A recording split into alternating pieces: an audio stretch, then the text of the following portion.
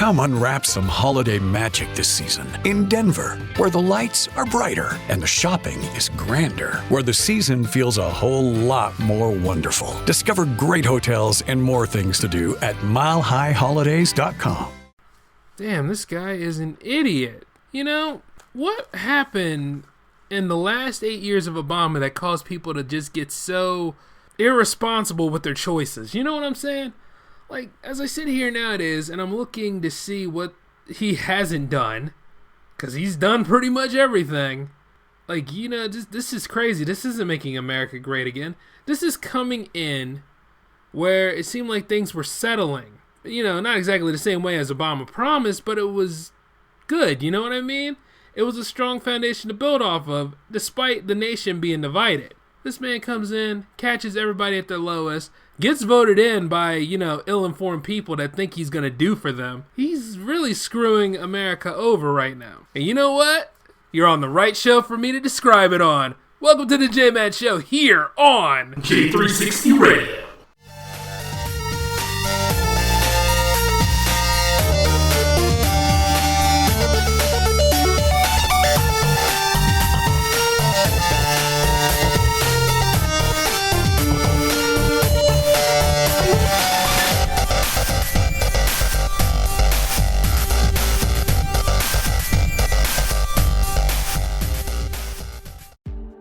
Waiting to buy a home? The Churchill Mortgage team says now is a great time to buy. Waiting could be a costly mistake because when rates drop, new home buyers will flood the market, driving up home prices. Go to churchillmortgage.com for your free analysis and see how home values can outpace rates to help you build wealth over time faster. This is a paid advertisement. NMLS ID 1591, NMLSconsumeraccess.org, Equal Housing Lender, 1749 Mallory Lane, Suite 100, Brentwood, Tennessee 37027.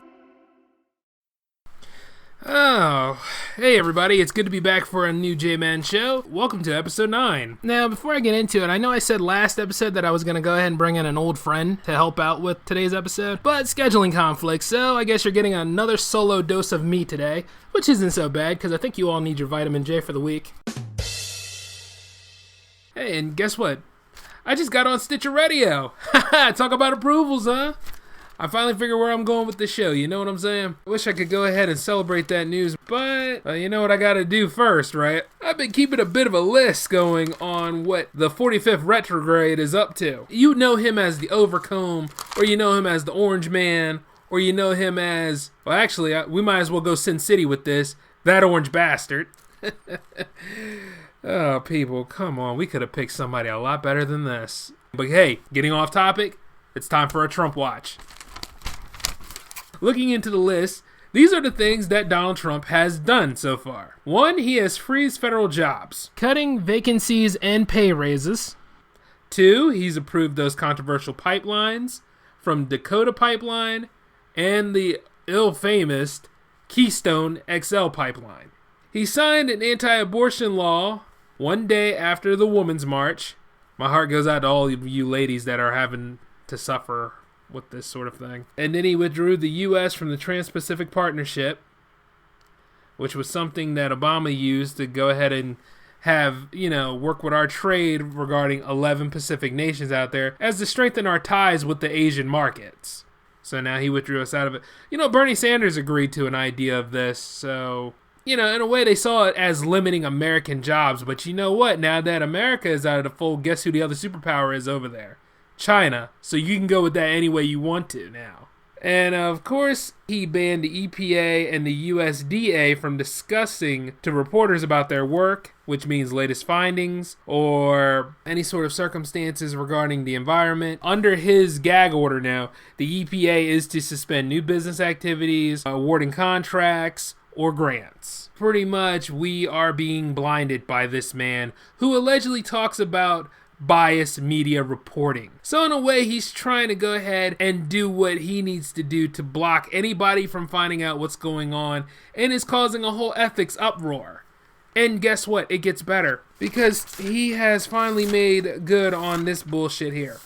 That's what I should call this segment. He has signed an executive order on the border wall construction and targets the sanctuary cities where local leaders refuse to hand over illegal aliens for deportation.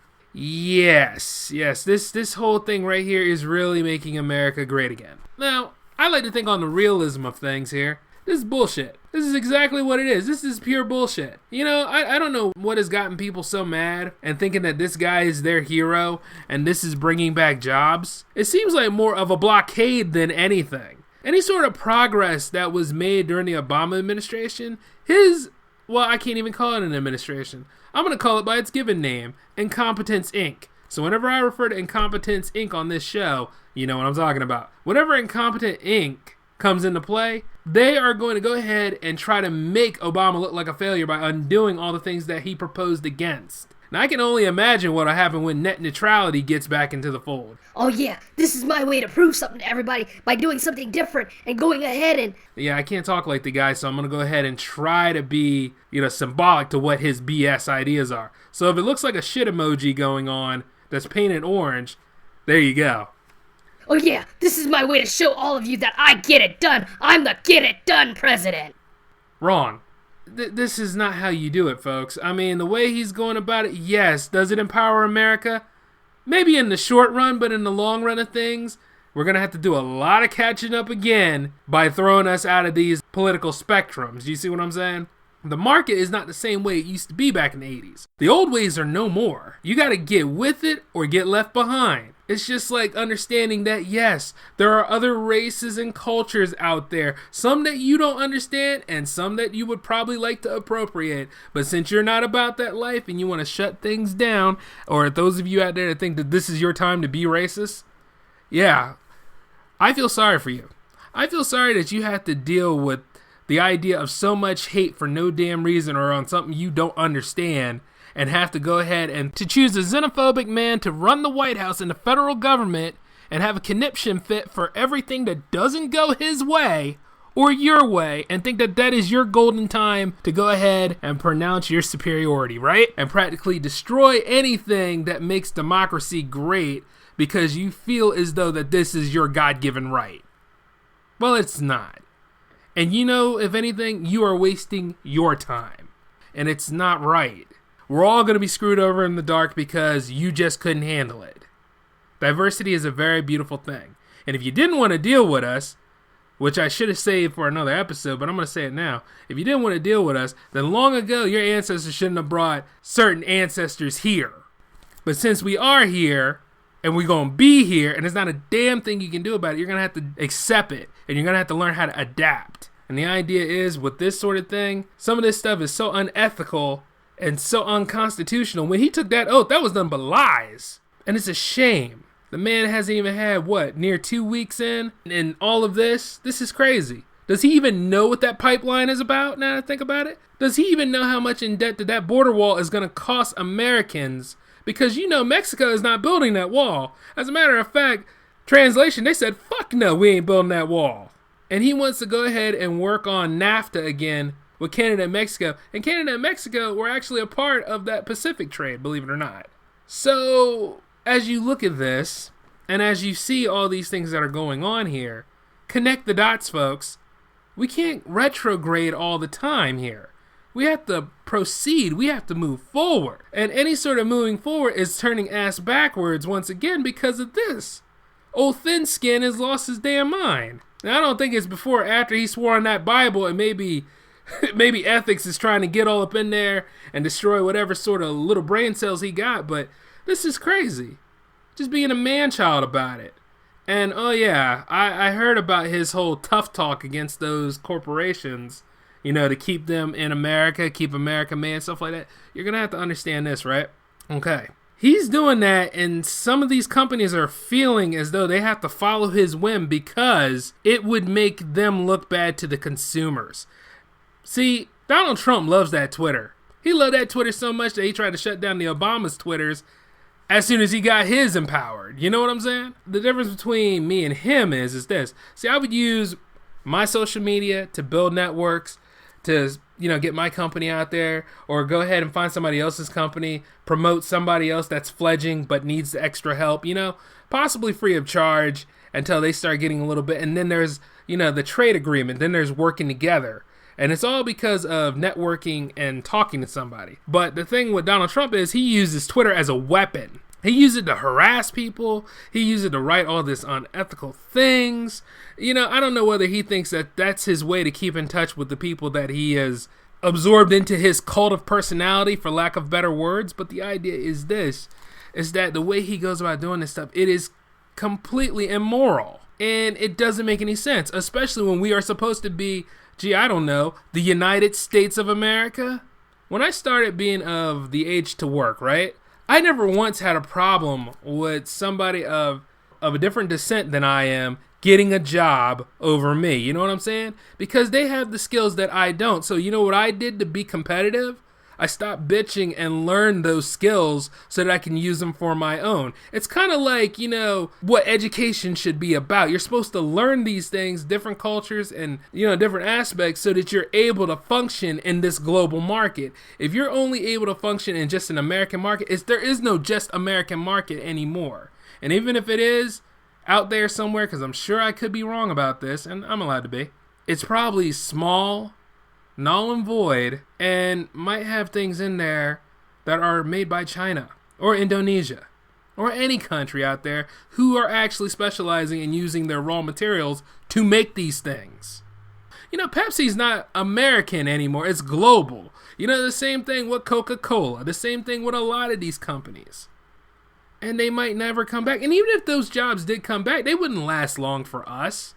A lot of us, you know, what happened was there had been a freeze going on during the Bush administration where people just weren't retiring and they just weren't moving on with their lives. And then there was the whole, you know, not giving people raises. This stuff was there. And now that you got Donald Trump in there, and Donald Trump's all about money, I guess, everybody's like, oh, he's a businessman. He's a businessman. He's a businessman. Let me tell you something. The man had 4 bankruptcies. And not only that, while he was campaigning, right, one of his casinos had issues. And it was the Taj Mahal Casino back in New Jersey. And that issue is still going on. So I can only imagine where you all were brainwashed. No, well, not all of you. Some of you paid attention as much as I did. Because, you know, honestly, Donald Trump ain't going to do for somebody like me. Because I'm still in the working class. Now, if it's somebody who's rich or up there at that upper level, oh, they're going to be fine. Or if you married into the family, you're going to be fine. But for those of us here at the working class that had to bring home, you know, our $200 to $300 net pay, you know what I mean? And I'm just using random figures, but, you know, around that much to go ahead and try to get ourselves together and hold tight until the next pay week rolls around. He don't give a shit about that. He don't know anything about that. He never had to work like that. You got to know the background of the people that you elect into these positions, especially if they're the face of the nation. And he's the face of the nation. A long time ago, you know, I wouldn't mind if it was the Donald Trump that was still in New York. I wouldn't have to put up with him. But, you know, now that it's the Donald Trump that is the 45th president of this country, and it doesn't look good.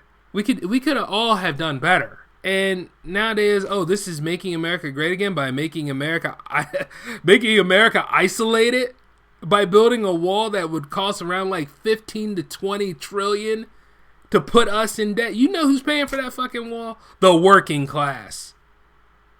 Those of us that want to retire at a certain age or move on with our lives, or we're already in a dead-end job that don't go nowhere. You know what I'm saying? And we're barely making that amount. Sure, you're going to talk about the jobs that he's bringing back, and that's a quote on that, because that can go away anytime. You got to stop thinking in the short term, and you got to stop thinking in hindsight, and then you got to also stop thinking in terms of cart before the horse. You know, you got to think about this. What new trade can you learn? What other skill set do you have for the rest of your time? See, I'm primarily a filmmaker, but I also had to look into different mediums too. You see what I'm saying? And there are also other things, because I probably won't stay in film that long. I'll probably go into another career along the road, because I have other interests. But, you know, it seemed like people complain about those manufacturing jobs, those labor jobs. Nothing against them or anything.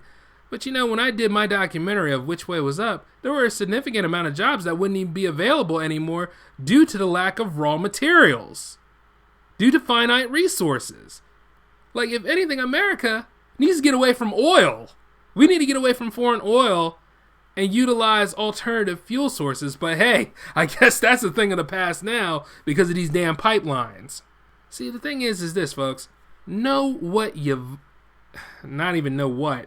Yeah, because I can't really call Donald Trump a person. But I want to say this much. Know who you voted for. You know what I'm saying? Really take the time to study your candidates. Study these people so that we won't be shoehorned into something like this. Because this is going to take a while to fix.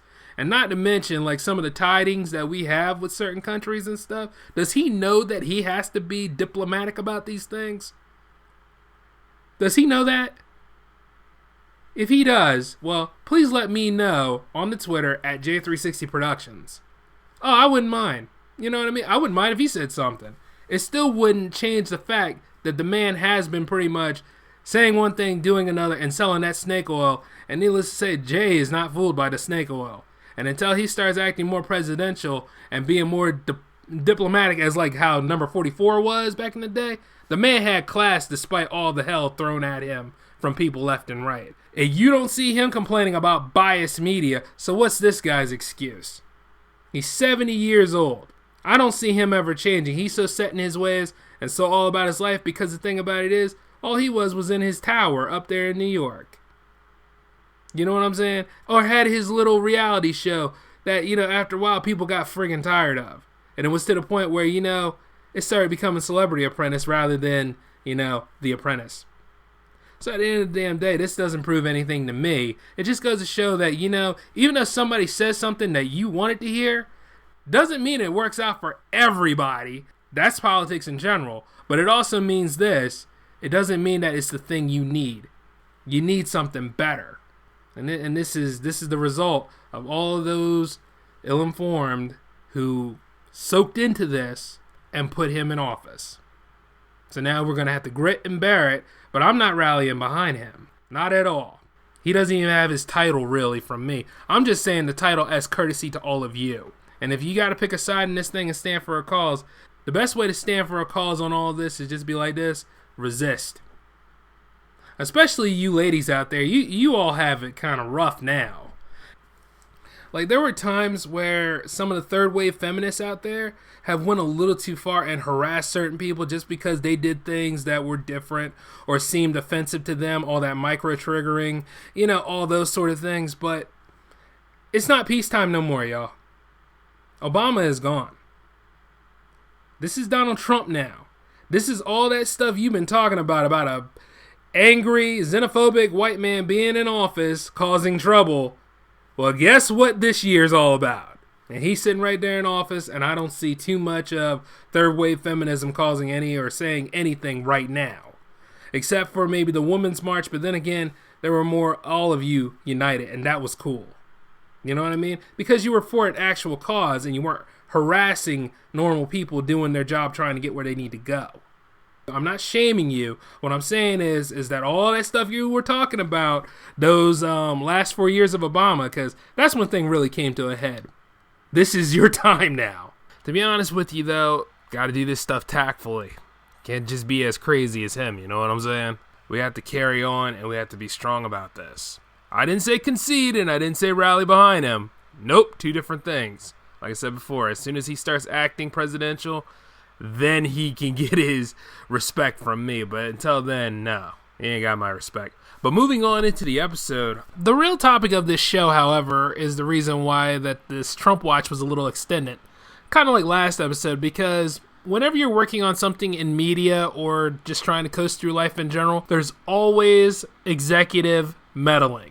And today we're going to take a good look at that, because say like as if you're creative like me or anybody else out there who are trying to get their point across in radio, TV, and film, and the thing is we have such good stories to write and we have everything set in play, we have the right actors, we have the right associates with us, but then, you know, there's the primary investor of the studio you're working for, because, you know, there's different types of filmmakers. There's independents where you call the shots, but you have lack of resources in some areas. And then there's being a studio filmmaker where you are the filmmaker for the studio and you kind of have to do what they say. To a point. Well, that little scenario when the executives come down there and they pretty much try to take over your stuff is called executive meddling. And this goes hand in hand with licensing, and it also goes in hands with poor communication. Now, I'm sure a lot of you have seen some bad movies that have came out over the years, and I'm sure a lot of you are tired of reboots, and I'm sure a lot of you are tired of superhero films. Well, believe it or not, all of them have something in common. There's always somebody at the top trying to ruin somebody's creative vision. Or at least control it for marketing purposes. But don't get it twisted though, just because they wear suits doesn't mean that they're all evil. Just 75% maybe. Well, you know, what do you think happens when you have to follow the cash? They're in it mostly like you to make money. Some people have that artistic vision, and it's so good but it doesn't go anywhere. There's that market appeal that you have to satisfy. You have to satisfy a lot of things when you're in media. And I mean any kind of media at best. There's still that market appeal. Now, that's not to say that your idea probably sucks. Oh, far from it. But it's making it relatable for the almighty dollar. You know what I'm saying? And you'll be surprised that there are plenty of significant movies out there that were screwed by the network. And just for a main example, we're going to take a look at 20th Century Fox's handling of the X-Men universe. But before we get into that topic, there's an issue I want to talk about. Going back to last episode, I gave you all a J360 question of the week. I hated it. To be honest with you, it was too broad, and I apologize, you know? I shouldn't be treating my audience like that and making them, giving them such a broad term, because there's a lot of great movies that are coming out in 2017. Even if you have superhero fatigue, there are still some pretty good films that came out. I would talk about that M. Night Shyamalan movie that came out, but I haven't seen it yet. So, you know, I'm going to go ahead and whittle it down, and I went ahead and rephrased the question. So we're going to go ahead and do the question on this episode instead. So your J360 question of the week is, what upcoming movie are you mostly looking forward to for February and March? Is it Lego Batman, 50 Shades Darker, Logan, or Kong Skull Island? And by doing this in increments, it'll be a lot easier for you all to come together. And I will address the final rankings on this in episode 10.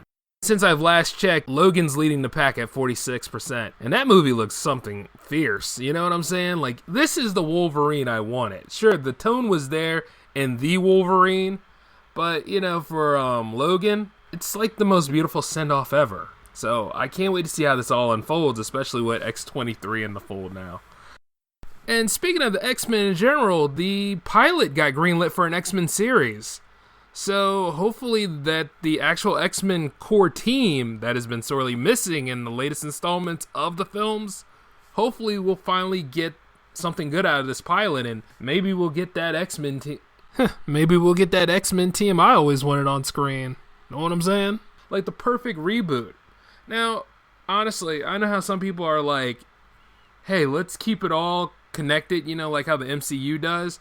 See, the MCU is so good that sometimes it can get kind of chaotic to kind of keep things together. Like, if you think about it, what's on ABC and what's on Netflix, you know, sometimes the shared universe can be a bit much. I'm not saying that it couldn't be done, but there are continuity woes. There's some loophole somewhere. And, you know, given that's what happens. I mean, they're not so wide, they're there anyway. And it goes for, like, the X-Men universe, however, you know, it has a floating timeline, much like how the comics do. I would like to see this series get made, you know what I mean? At least see the pilot and at least see it go to series. Because I remember back in the day, they tried to do one for Generation X, and, well, it just didn't work. But I do know, like, this could have a chance, and as it does, I'd like to see it be its own continuity and try to get things involved, you know, to get that interest going. You know, kind of like how the animated series was. I mean, I wouldn't mind seeing a whole new Wolverine in general outside of Hugh Jackman, you know what I'm saying? And be like, no, this is in its own universe, its own continuity, and it just can do what it wants to do, you know what I mean? It doesn't have to stick with the storylines of the films. Because, you know, the films are, well, depending on who you ask, the films are decent, but sometimes, you know, Wolverine is given the full focus. I would have loved to see a Cyclops and Havoc movie. I would have liked to seen, you know, Gambit be a part of that team. I'd like to see Rogue become badass Rogue in addition to being Rogue. You know what I'm saying? I'd like to see a little bit more done. The only thing is that you have too many mutants to use, and you only have 2 hours of a movie to deal with. Unless you are talking X-Men Apocalypse, which a lot of things were underused at best. You know what I'm saying? And that's kind of the only problem I had with it. It was slow, and sometimes it was uneven. It would have been nice if Wolverine had more of a role in that, because they could have played with that a little bit more. But then again, that cameo was, depending on who you ask, was decent. You know what I mean? And at least there was parts from the comic in there with that mask that he had on. Looked just like that helmet from the comics. And, talking about it now, I kind of want to take out some of my old X-Men comics and just read through them again. But, hey, it's up in the air to see what Fox does with this, because they've been doing a little bit better now. I mean, there's going to be a New Mutants movie coming, so I'm amped for that. There's going to be... Well, I don't think Mr. Sinister is going to appear in this Logan movie, but then again, we don't need him. We got a whole lot of other stuff going on right now. I don't think we really need him at this point. I mean, that we are fighting with his company, but hopefully that'll probably be in Deadpool 2 or something resolved there. And then Deadpool 2 is supposed to set up New Mutants anyway, so...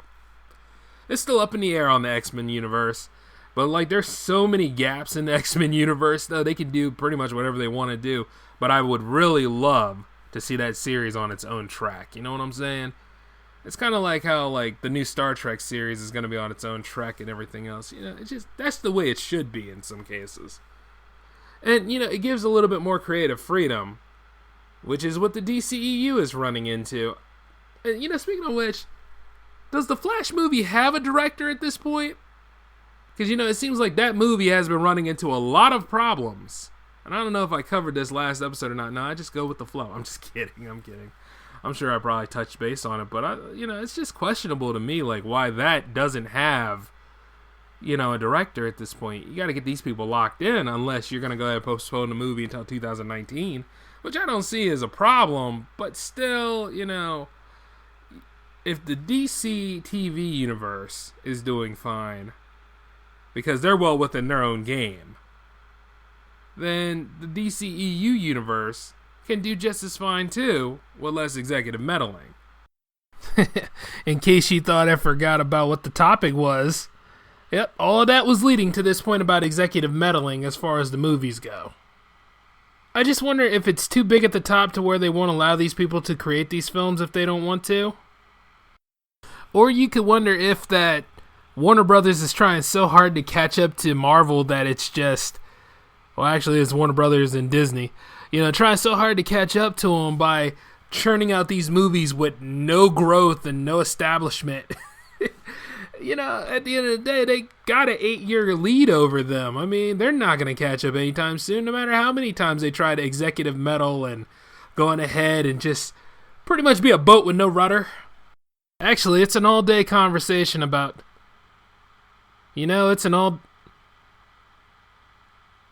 Actually, it's an all-day conversation about the DCEU and quite a bit of its mess-ups. So, instead of just picking fun at them, let's go ahead and take a look at some other films that have been screwed by the network. Some that you probably even know about. And you would be surprised to know of.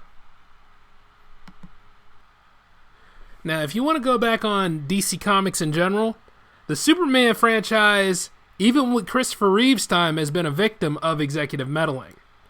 A long time ago, Richard Donner was the director of the first film and the second film. They were being filmed back to back. Well, at some point, halfway into the second film, he got fired because the producers didn't want, this to be a big budgeted thing. They wanted it to be something cheap, something, lukewarm, kind of like the Batman series back in the 60s, you know what I mean? They wanted something campy. Whereas Richard Donner respected the legacy of the character and brought about that great epic of the first and the second one. And then when they brought in the new director, nobody wanted to work with him. So that's why Superman 3 and 4 are now in void and are so different in tone. If anything, it's kind of similar to what Warner Brothers did with Tim Burton during the Keaton films. They didn't want it to be that dark. They wanted to still have that family-friendly atmosphere. And when Joel Schumacher came in, not only was it that, it got too campy where it couldn't save itself, and even that franchise had to be on ice. So more of history repeats itself. Oh, but little did you realize, Richard Donner, right, is married to Lauren Sholin Donner, who actually is head of production over there in Fox. So the lines are connected. it's just crazy to see how this all goes down. And Superman Returns, believe it or not, sometimes I think he gets a bad rep, but the third act in Superman Returns is really why I didn't care for the movie. It's just whatever.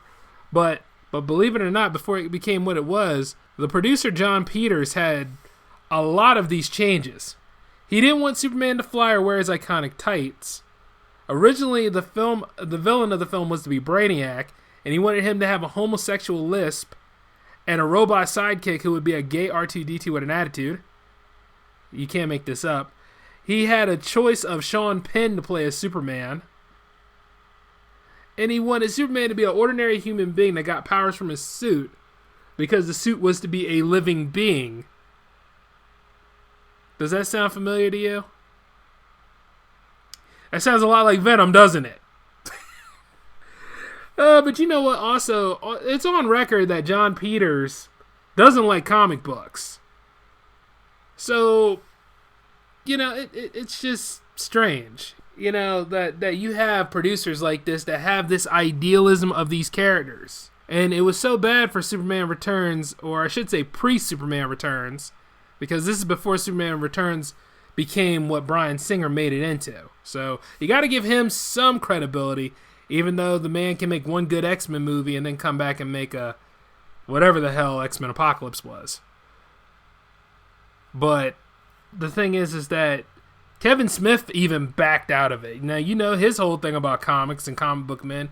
Now, despite some of my views against Kevin Smith, the thing is, the man does know his comics. So, he wanted to write the screenplay in 97, but he backed out because those demands from John Peters were just outrageous. And, of course, an infamous one, I remember covering this back on Fridays at J360 when that was still a show. Highlander 2: The Quickening.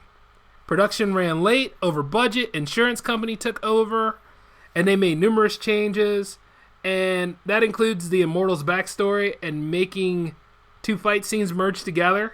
It is something when you lose control of your production and the insurance company takes over. And if you have ever seen one cut of Highlander 2: The Quickening, you can't really take it seriously. The only thing you can do is just laugh at the movie or just sit back and watch it when you got nothing else to watch on a Saturday. But truth be told, timing is everything on a film set. You got to get it ready so it can get to its post-production. And then when post-production happens, get it ready for that final cut. Like this time, you got to get that marketed so people can see it. It's all about time, and time is money. So in that case, your own actors can screw you over. Because The Island of Dr. Moreau was a perfect premise for a film, and the director behind it, it was his pet project. You know what I mean? Well, not pet project, dream project, I should say. Because he always wanted to do one. And he got screwed over by Val Kilmer because Val Kilmer wasn't reliable for the film. And then the director got fired, earning the wrath of other supporting characters. And the movie was just a complete mess. That's why when you look at it, there are some things that are completely out of tone. And then there are some other things that just... Ugh. I think Alien 3 is a victim of executive meddling because, the script was trash and they killed off principal characters from the previous film. And...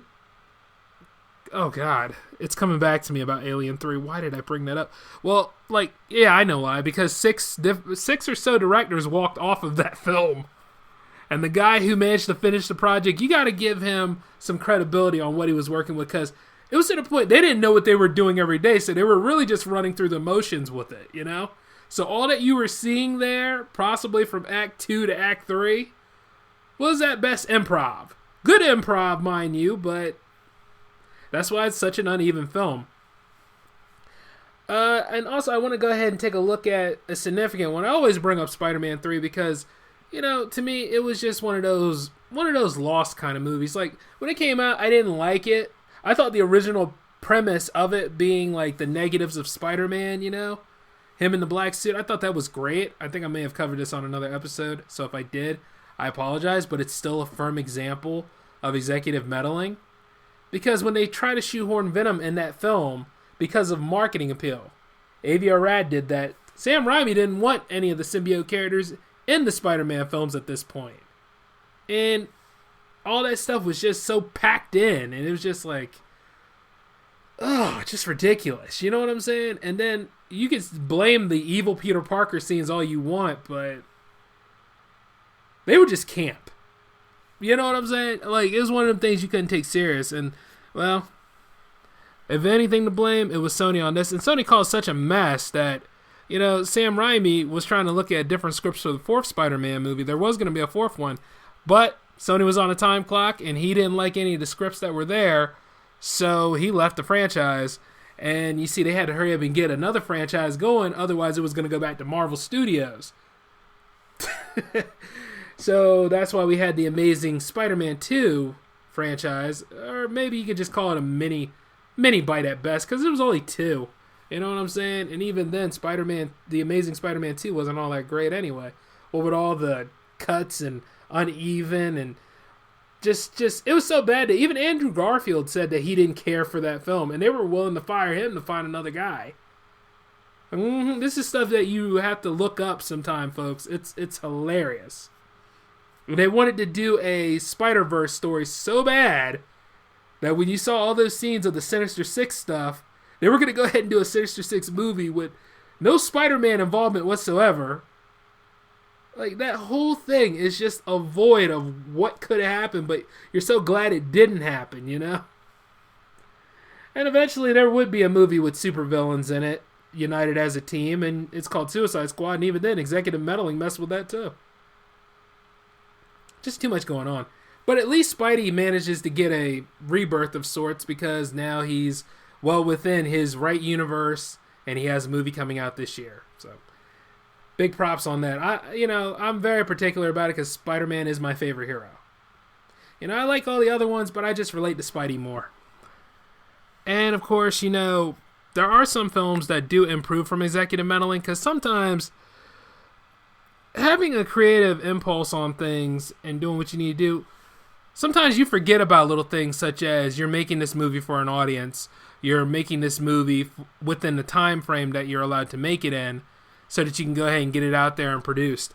You are making this movie based on the time clock of the studios, because the studios are putting a lot of money in on you. So in a way, they're just doing it to make sure that you get it done. It's kind of like, you know, fighting your way in the editing room because they have an editing lab that you use. You know what I'm saying? It's not like when you're independent, you get a lot of freedom when you're independent, but when you're a studio filmmaker and you're working well with the studio, you know, you want to be on that clock. You want to be doing what you got to do. You want to earn, you know, your salary for the day, especially if you're above the line. You know what I'm saying? And the whole point of it all is you can handle it if you know how to communicate with people. And if they know how to listen. And then you have to make them listen. Because nobody knows this better than Guillermo del Toro. Or, well, him and a lot of other directors out there. But mostly Guillermo del Toro, because a lot of things that they tried to do, Executive Meddling tried to destroy Pan's Labyrinth. And Pan's Labyrinth is a good movie. Like, if you haven't seen it, definitely check it out. It is amazingly done.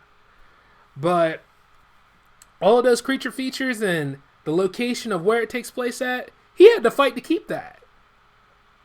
And he had to fight to keep Hellboy as a demon, because what they were going to do was make Hellboy into a regular human that has to change into Hellboy when he's angry. They were going to make him like a Hulk-like character.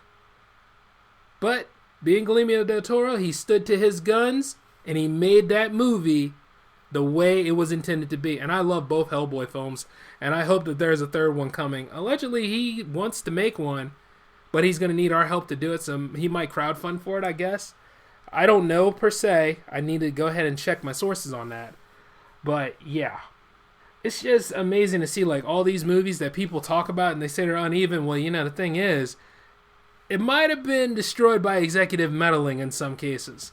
There's a lot of films to go through on here. There's a whole listing of them. So, like, do a web search for, like, executive meddling in filmmaking, and you will see some significant stories. And believe it or not, Daredevil's Elektra wasn't supposed to survive. You see what I'm saying? But Fox saw some potential in Jennifer Garner's version of Elektra, so that's how the Elektra movie got made. And they did some significant cuts to Matt Murdock's backstory and his legal career. And if that ending didn't make any sense to you, because they cut that,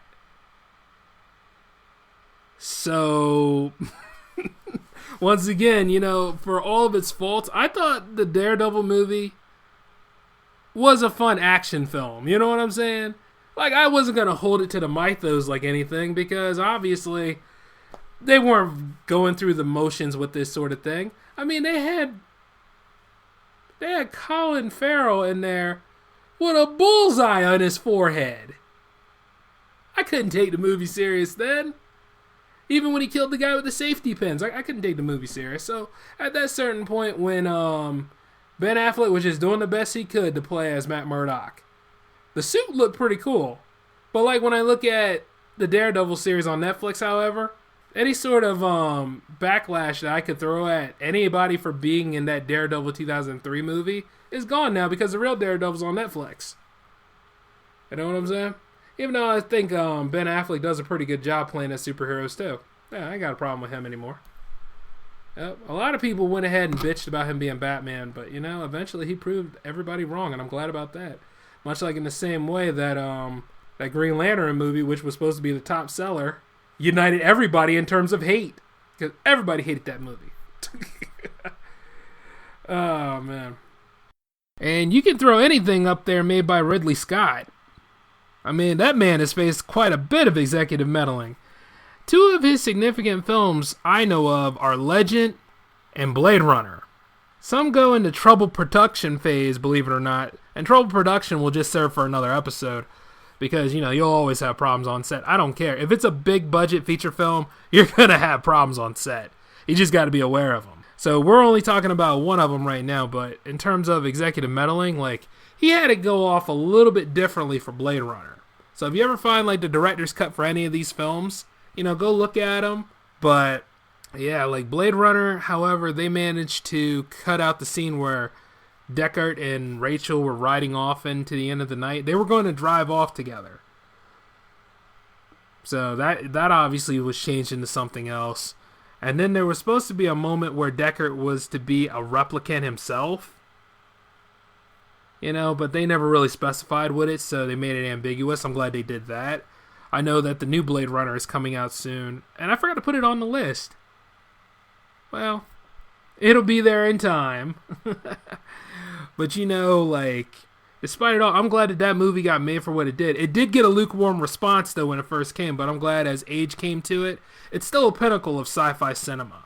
And you know what, since we are running out of time in the show, I'm going to have to cut it here for executive meddling. But don't you worry about it, though. We're going to touch base on this again sometime.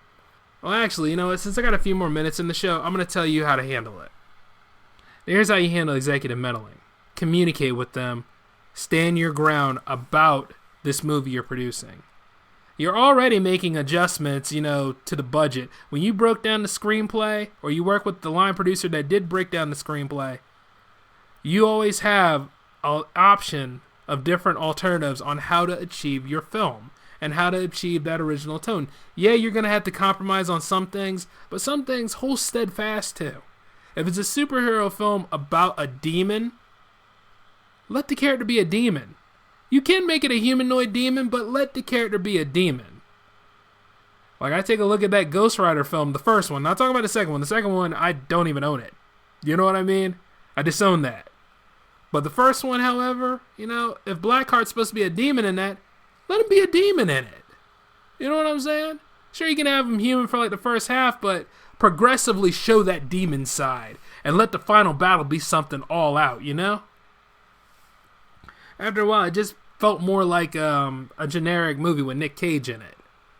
But also, how you fight this is that you have all your notes, you have all your stuff together. So when those executives come here and try to tell you about these things or tell you that you're running out of time, make sure that you are organized so your organization can beat their organization, because you can go ahead and you can fight the system and win as you got your shit together. You just got to have it together, and you just got to communicate and stick to your guns on what's important to get that look together, because it is your film.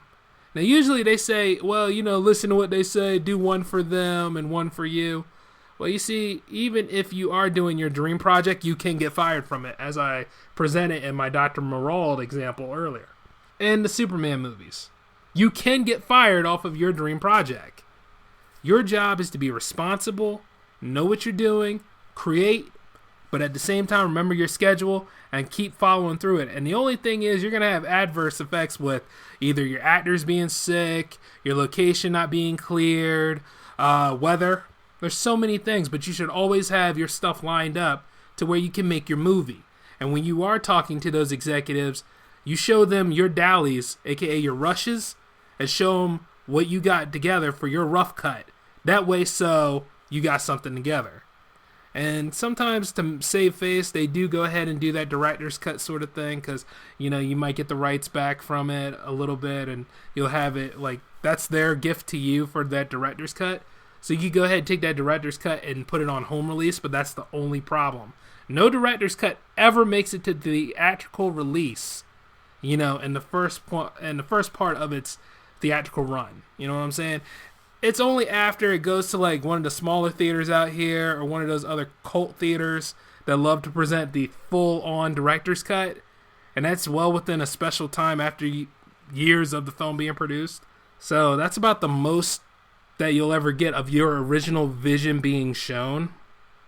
So it's kind of hokey in some regards, but the best way to fight executive meddling is how I presented it earlier.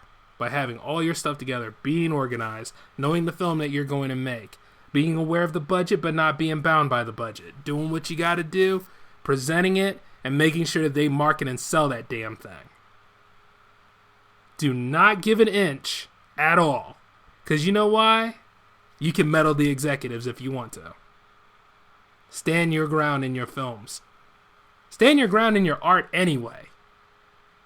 Because in the end, we of the audience, we're going to go see it anyway, especially if it's something that appeals to us. So that being said, that's all the time left in the J-Man Show today. I'd like to thank all of you for being out here and hearing me complain and moan about a bunch of things. At least for the 9th episode, you know. And I also want to give a special shout out to somebody that gave me a shout out in one of their episodes. Big thanks to the Buffet Boys. Pretty good show you got going on over there, guys. But make sure that you keep it clean. And I mean keep it clean by keeping it honest. Outside of all that, though, I want you all to take care of yourselves. Come back in for episode 10. Because I don't know how this series managed to make all these marks right now. But I'd like to thank every single one of you for giving me that fighting chance to get this far. So episode 10, next week. And I'll address the question of the week. And I'll give you a new one then. So I'll see you all later, alright? This is Jay signing off. Peace out.